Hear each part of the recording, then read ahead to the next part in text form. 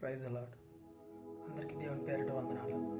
ఈరోజు మనం మాట్లాడుకోవాల్సిన విషయం ఏంటంటే పాపము వలన జరిగే కొన్ని అనర్థాలు.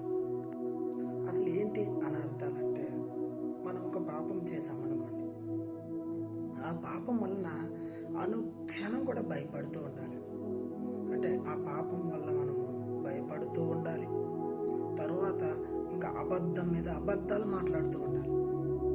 ఎందుకంటే చూడండి, మనం చేసే చిన్న పాపమైనా చాలా పెద్ద అబద్ధాలు మాట్లాడాల్సి వస్తుంది. చాలా అనర్థాలు జరుగుతాయి. పాపం చేయడం వల్ల మనశ్శాంతి ఉండదు, సమాధానం ఉండదు. అందుకే మనం అందరం ఏం చేయాలంటే పాపానికి దూరంగా ఉండాలి. మనం చూసే చూపుతో కూడా పాపం జరుగుతుంది. మనం తలంచే తలంపులో కూడా పాపం ఉంటుంది. మనం మాట్లాడే మాటల వల్ల కూడా పాపం ఉంటుంది.